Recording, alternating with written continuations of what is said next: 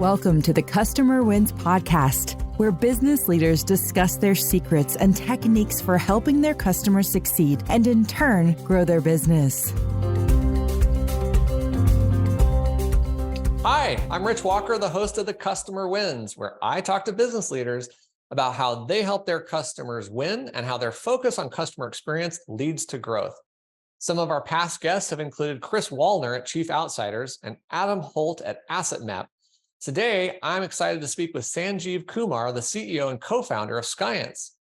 Now, today's episode is brought to you by Quick, the leader in enterprise forms automation.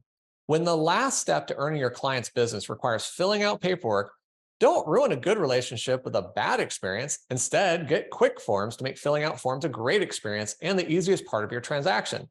Visit quickforms.com to get started. Now I'd like to introduce our guest, Sanjeev. Sanjeev is the co-founder and CEO of Skience, whose product suite helps wealth management firms digitally transform their operations and create elegant advisor and investor experiences.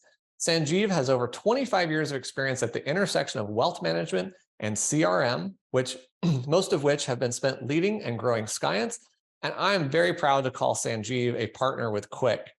Sanjeev, welcome to the Customer Wins. Thank you, Rich. Thanks for having me. It's my pleasure to be part of this podcast. I'm excited to talk to you. And if people haven't heard this podcast before, I talk with business leaders about what they're doing to help their customers win, how they built and deliver a great customer experience, and the challenges to growing their own company. Sanjeev, let's talk about your business and understand a little better about it. How does your company help people? I think you actually answered some of it already quite well. We actually streamline. First of all, we work in the wealth management industry. We help organizations streamline and automate their operational processes, typically based on best practices that we have observed across the industry, given the fact that we have had the privilege of working with hundreds of similar firms. We also help them manage their data. We make sure that they can run their business in a compliant fashion. And we create very elegant advisor and investor experiences, including collaboration between them. Across the board, we support multiple personas, support business processes, and provide deep integrations with typically used wealth tech product companies.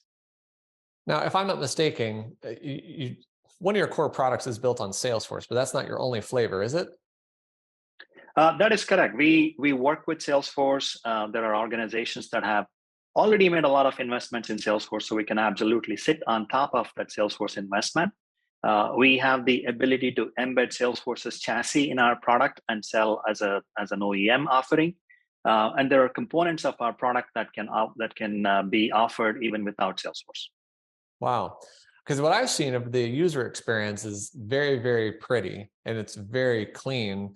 Thank you. Salesforce is an incredibly powerful tool, but sometimes I feel like it's an Excel spreadsheet where you're like, what am I doing here? How did you guys figure out how to build a cleaner, better experience in Salesforce? It's been a journey, and it's been a journey where we've partnered well with Salesforce. Initially, Salesforce user experience development was relatively limited, so we stuck to it. But as Salesforce started offering newer, more flexible capabilities in creating better user experiences, we have leveraged those capabilities. Plus, we've also used certain third-party firms that specialize in creating elegant user experiences. So we've used their services to review what we built out, tweak what we had built out, and come up with what we currently have. And you're right, we fortunately have received very positive feedback about the user experience from multiple firms in the recent past. Yeah, and I think that's a big part, because when I talk about technology with firms, I say it's one thing to have the functionality, it's a totally different thing to have adoption. What levels of adoption do your customers typically see?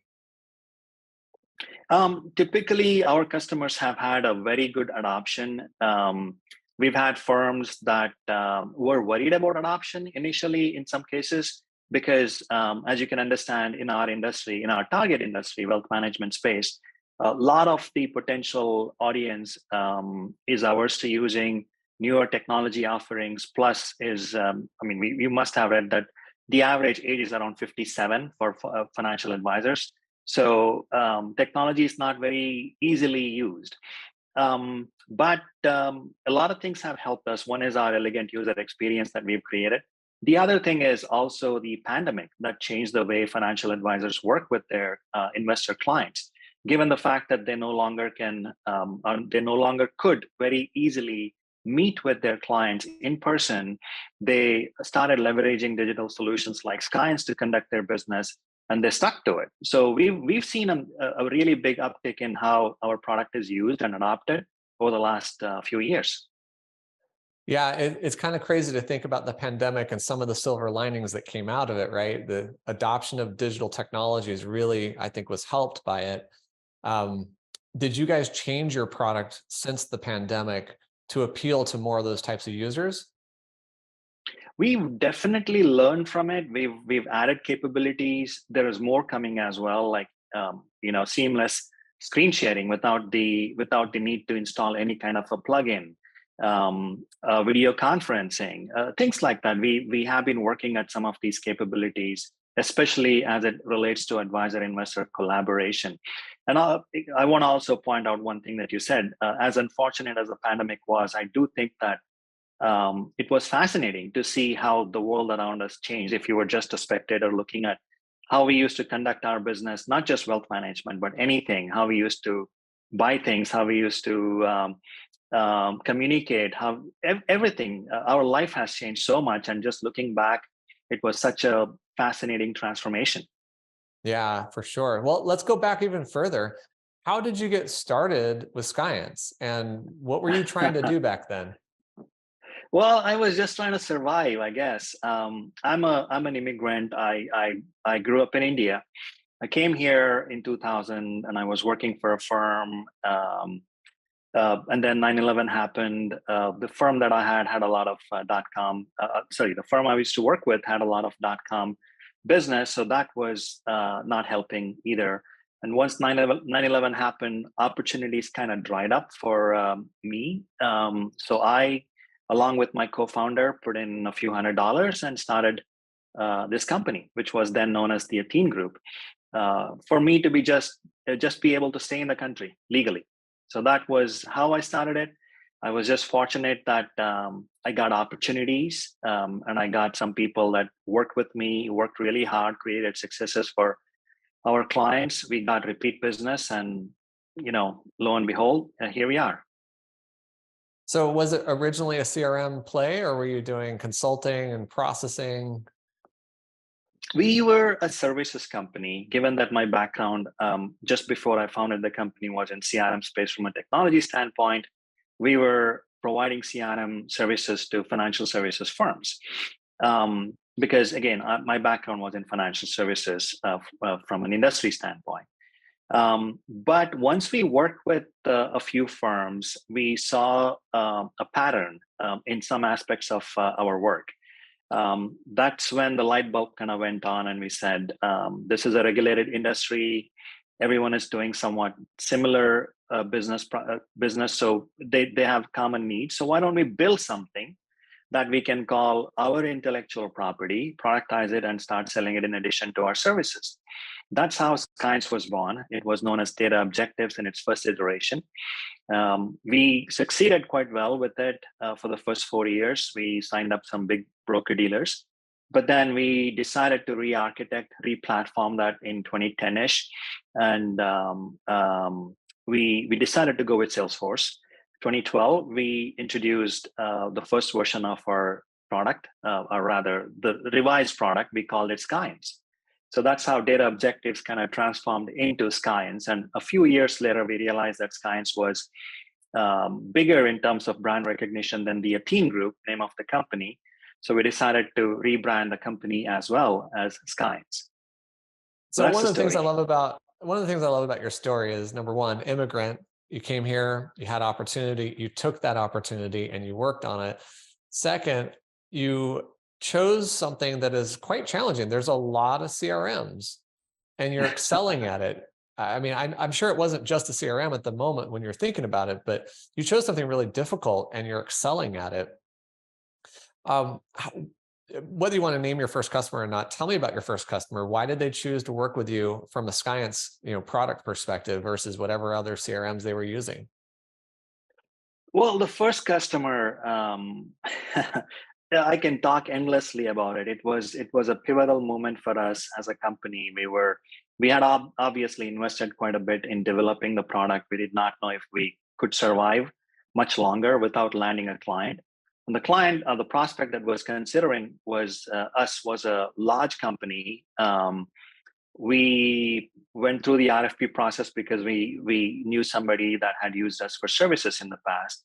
And when the time came for due diligence, I remember one of my colleagues and I going to a used furniture warehouse, buying a lot of tables and chairs and assembling everything in our office overnight, just so that when people came in for due diligence, we weren't looking like just a bare shop. And we had our staff come in and spend day at the office versus working from home. Some of them used to do that back then. So yeah, we went through a lot to win that customer. Not that we did anything incorrectly. We did not. We had our employees there, and we did set up the office that was used for years after that. But we all of us, I guess, pulled in our energy and did a lot of things to make that work. The prospect was very impressed with the product. That was given, but they had doubts given the fact that we did not have any clients and we were more of a startup at that point in time. But at the end of the day, they were convinced, and we also agreed to put our code in escrow. All that led to our first client. It took a few months to implement it, but once implemented, it was actually a quite successful multi-year relationship until that firm got sold to a much bigger firm. I remember their CEO telling me repeatedly that he used to go through FINRA audits, and our product came in very handy. And FINRA actually apparently made a comment that they hadn't seen a product that provided such clean information in their audits in any other firm. Man, that's such huge value for these companies. These audits are challenging. Oh man, I love that Absolutely. story. That's so great. And it feels like, I guess as you're growing up, that first date or that first acceptance into some group, it's so hard to win that first customer. And when they believe in you, it's so validating. And they had reason to. I mean, look at where you are and what you've accomplished. So Sanjeev, I'm curious I've been because fortunate. Yeah. yeah, I'm curious because you have built what I think is a great product, but I think there's more to the product when it comes to a customer experience. What are some of the techniques and processes that your company use to create an overall excellent customer experience? We learn. We've absolutely, obviously added a lot of people that have very deep and broad industry experience, people that have worked for renowned large and small firms and have dealt with, whether it's operations or compliance or client relationship management in wealth management day in and day out. So they are able to come in and help us provide their perspectives, provide their experience to improve the product, improve the capabilities that we provide, improve the experience that we provide. But we've also learned from our clients. They have been very, very vital, very, very key in helping us improve our product. And our partners too. You look at some of our custodial partners that gave us a lot of opportunities in the very beginning of our life cycle. You look at some of the executives that we've had the opportunities to work with. They shared a lot of their pains and best practices and how things could be solved, et cetera. So all those lessons we've managed to put together and again, create an integrated experience for our audience. I think the key you started off with is so important that you learn. Is that part of your company culture? Is that a style of leadership? I think it's both. At least I realize that I don't know everything. Again, I have been very, very fortunate in my life to have met with and worked with several people that know a lot more than I do. And these are whether some of them have been clients, some of them have been partners, some of them have been our coworkers, and so on and on. And I think that has definitely expanded across the company as well. We do have a culture of trying to learn from every single client every single implementation.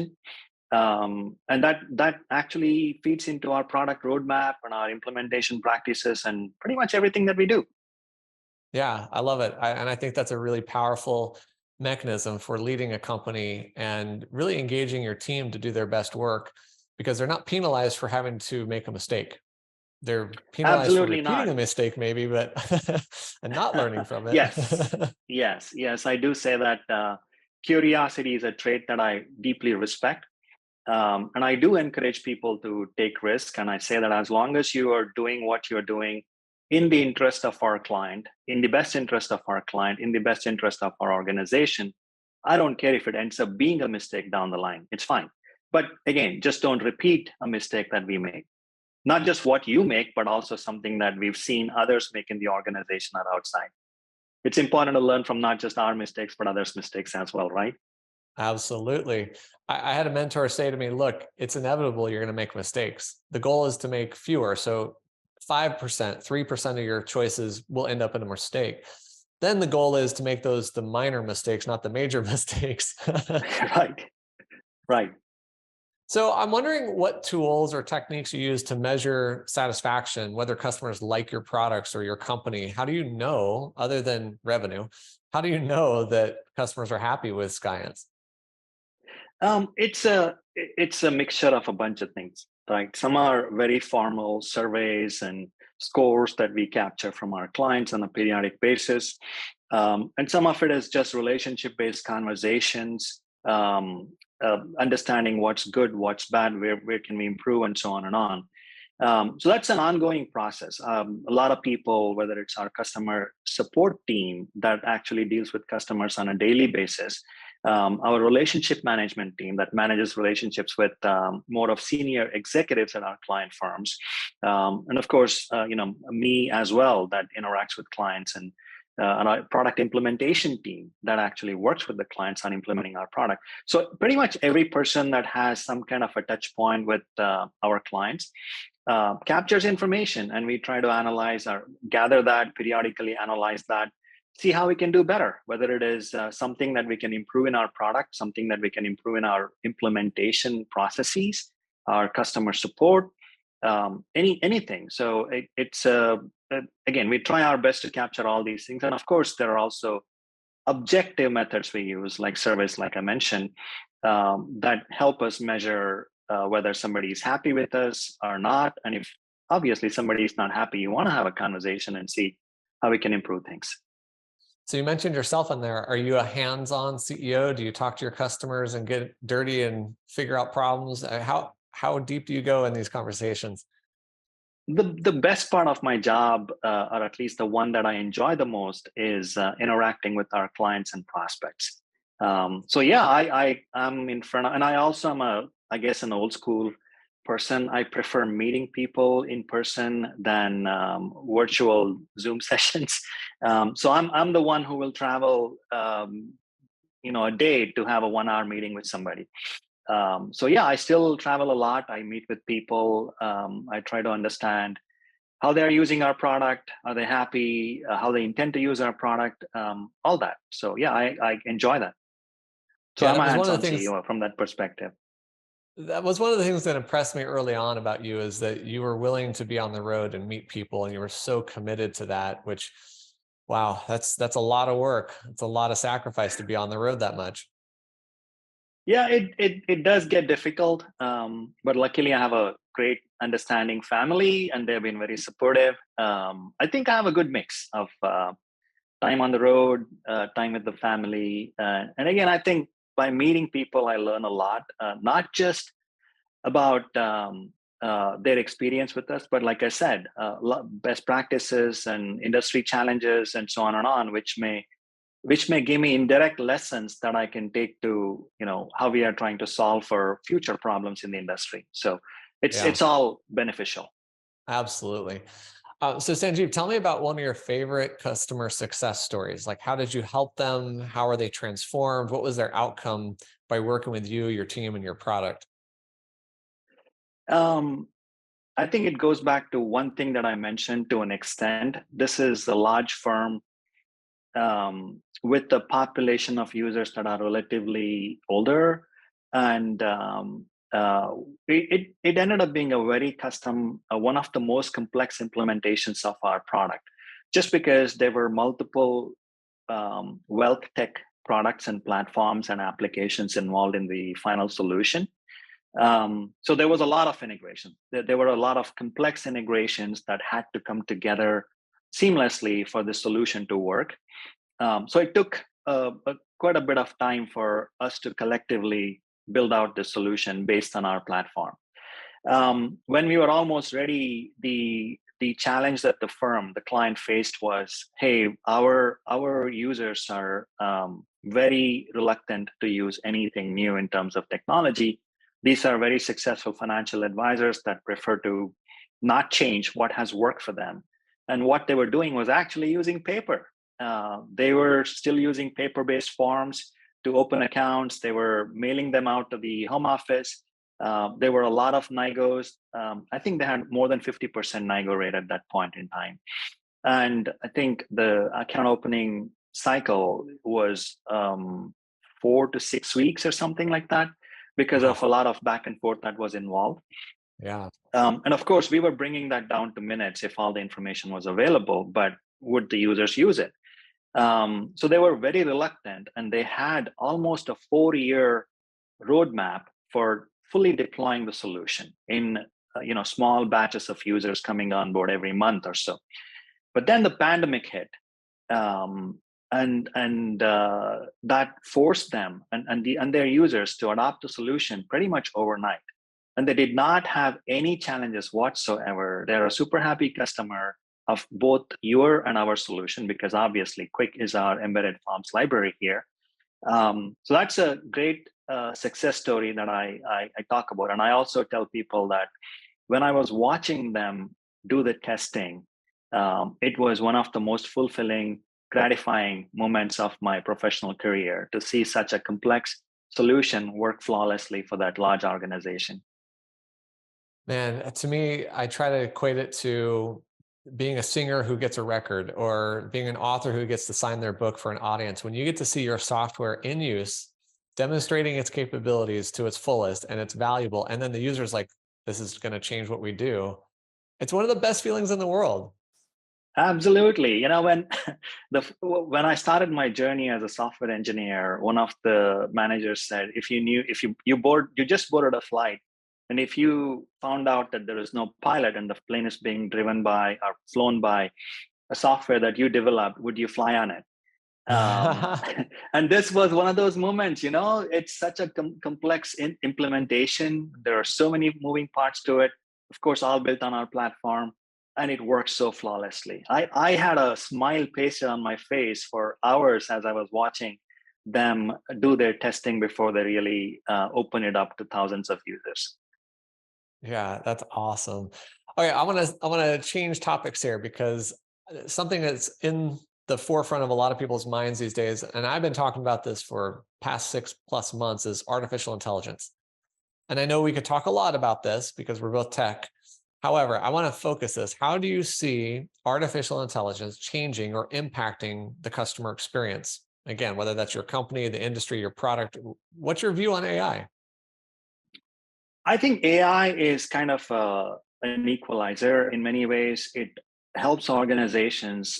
Step one, you create background work that you do. You create what should be the ideal experience based on best practices and so on. Then AI can enable an average resource to do things that can be done by somebody that is excellent in that role. Think of making the right suggestions. Think of the clients to reach out to on a specific day based on the information, the analytics that's available. Think of the actions that a customer service rep or even a financial advisor needs to take based on a lot of things that are happening in the market, in the relationship, events that have taken place historically, and so on and on. So I think, again, there are average customer service folks that are superstars. I think it can help take away the need for superstars or the subjective skill sets that one brings to the table. As long as you have the right platform, as long as you have the right information within your tech stack, AI can enable average folks to be way above average. Yeah. And create, again, way above average customer experiences in turn. Yeah, and I'm right now, I'm looking into some of the agent AIs that you can train on your own documentation for your product, and then enable your customer to have a interactive chat system with your documentation. And I'm like, man, this is going to make our customers even better at solving problems. Not that I'm trying to force them to do it, but they often want to. They want to figure it out. And yeah, I'm super excited about how AI can impact some of these experiences. I agree. It's fascinating. It's also intriguing to see the possibilities as they shape over the next few months and years. It's changing very fast. Yeah, it is. Sanjeev, as we kind of get close to the end here, is there like one key secret or lesson that you've learned that you would share with other business leaders to help them help their customers win, or to win more customers? I think there are only two things that we've stuck to all through the journey at the Athene Group and Skience, which is do what's right for your client and do what's right for your employees. As long as you are doing that, I think success just follows. So that if I could share something, I would say that it's just those two. If we are doing something right for our clients, they will absolutely come back, give us more business, spread the good word about what we are doing. So that's pretty much it. I think that's awesome. That's a great way to look at it. All right, so I do have one more question, but before we do that, before I ask you, what's the best way for people to connect with you? I am available on social media. I'm on LinkedIn, Sanjeev K72, I think is the handle. You can look for Sanjeev Kumar at Skience. I'm on Twitter. You can reach me there again at Sanjeev K72. I'm on email, sanjeev@skience.com. I can be reached in many ways. Awesome. All right, so here comes my last question. Who has had the biggest impact on your leadership style or even your approach to wealth management with Skience?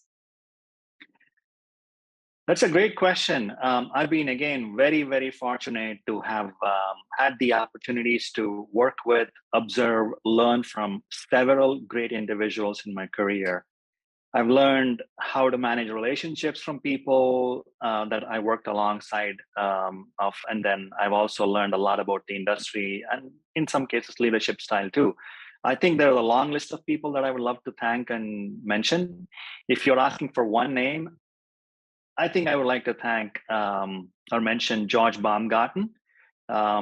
He's a retired executive. He was with Fidelity for a long time, and he also worked at Skience before he retired. I've learned a lot from George, especially about the industry, the wealth management industry, and I think that shaped a lot of what we built into the product, how we built it, how we served our customers, and so on. So yeah, I'm eternally grateful to George for all the lessons that he taught me, either directly or indirectly. And I know George because he was a client of ours before I ever met you, in fact. And I loved the interactions with him. High quality, super smart guy. And he still talks about the breakfast I took him to in Manhattan Beach. And a great human being. Yeah, and you were really, really lucky to have him on your team. I was very jealous. Yes, it's again, I've always looked up to George, and I still do. Yeah. Look, I want to thank Sanjeev Kumar, the CEO of Skience, for being on this episode of The Customer Wins. Go check out Skience's website, which is skience.com. I always say it's science with a K, so Skience. And don't forget to check out Quick at quickforms.com, where we take the work out of paperwork, but you'll learn that at Skience too. So I hope you've enjoyed this discussion, and we'll click the like button, share this with someone, and subscribe to our channels for future episodes of The Customer Wins. Sanjeev, thank you so much for being on today's episode. Thanks for having me, Rich. Thanks for listening to the Customer Wins podcast. We'll see you again next time, and be sure to click subscribe to get future episodes.